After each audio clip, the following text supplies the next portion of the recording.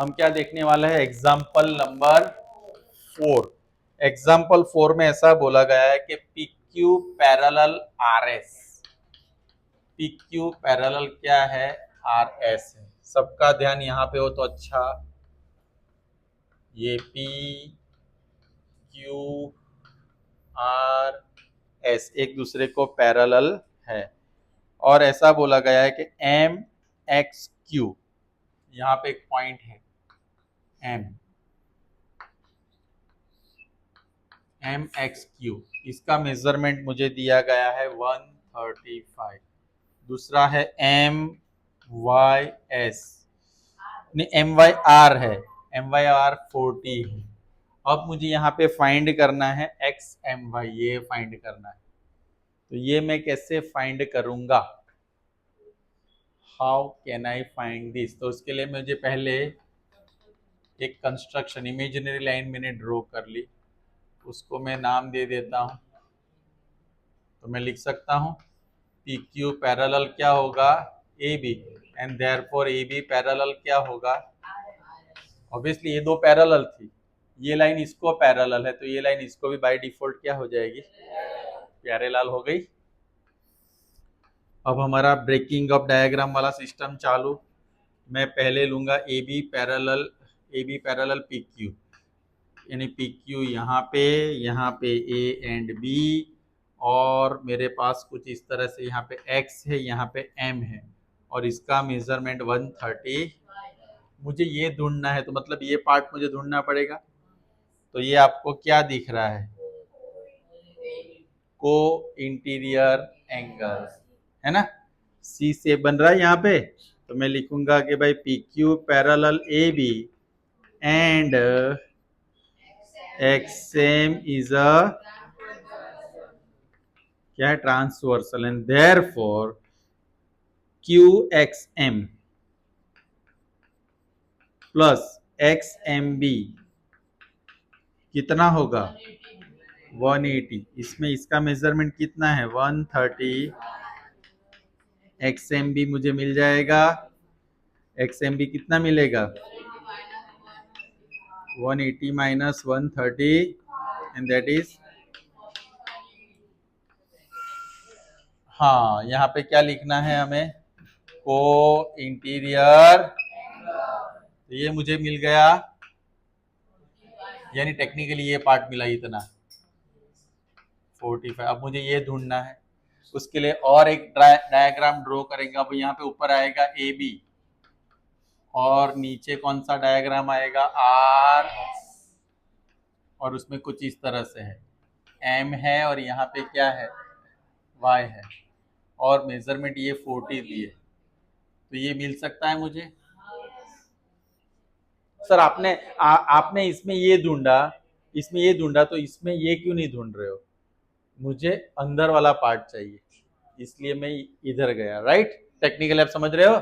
तो मैं क्या लिख सकता हूँ यहाँ पे, A B parallel R S and M Y is a, and that's why क्या लिखेंगे हम, is equal to M Y R vertical opposite.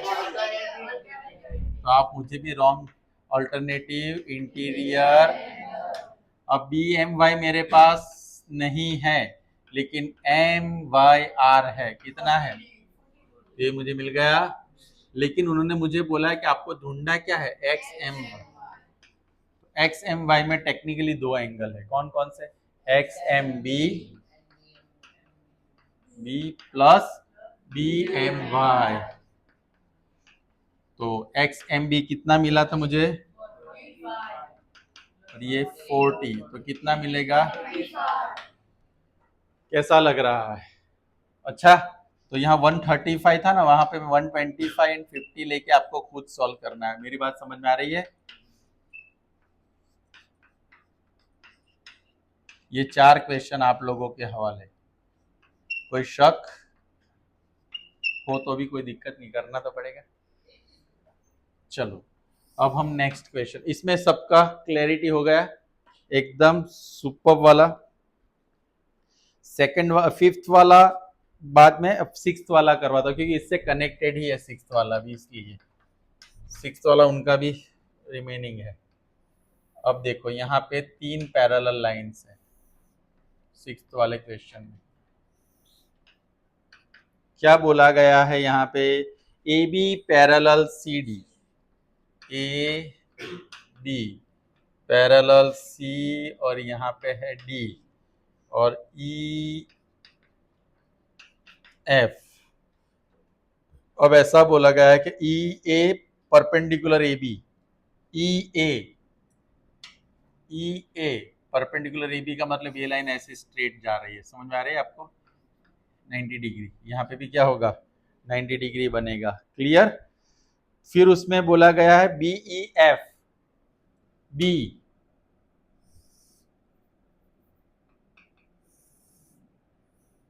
ये कितना दिया गया है 50, एंगल बी ई एफ मुझे दिया गया है 55 और डायग्राम में यहाँ पे मुझे z बताया गया है और ये मुझे बताया गया है x। यहाँ पे मुझे ढूंढना है, अगर आप देखो यहाँ पे तो मेरे पास बहुत सारे अलग अलग रास्ते हैं मुझे x y और z फाइंड करने के, लेकिन सबसे पहले अगर मैं बात करूँ, उन्होंने बोला है ए ई परपेंडिकुलर क्या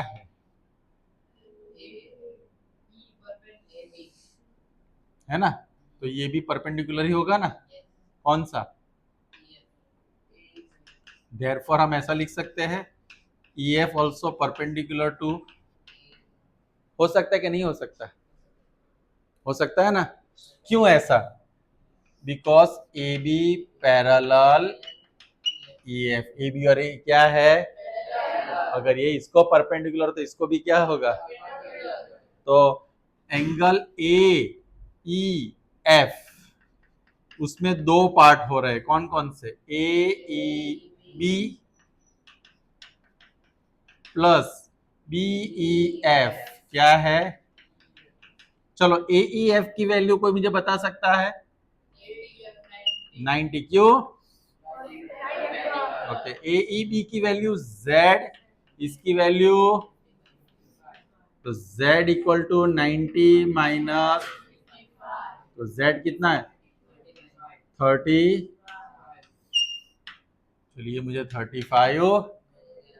अब मुझे ये ढूंढना है, ये दोनों में देखो ये पैरेलल है, कौन सा, C D parallel E F, यानी ये डायग्राम कुछ इस तरह से है, आपको समझ में आ रहा है, ये एफ ये सी ये कौन सा है, और ये अगर मेरा यहाँ पे ऐसे में बात करूँ, बोलो कैसे ढूंढेंगे इसको, नहीं, ये 55 है और ये y है, कौन सा एंगल होगा, को ये भी, तो दैट्स वाई हम क्या लिख सकते हैं, y प्लस 55 इक्वल टू, क्यों ऐसा लिखा मैंने, को इंटीरियर, तो y इक्वल टू 180, तो क्या हो 120, अब 125 ये मिला तो x भी कितना मिलेगा, 125 मिलेगा कि नहीं, क्यों 125 मिलेगा, लेकिन उसमें मुझे लेना क्या पड़ेगा, A B parallel C D and therefore हम क्या लिख, डी डी इज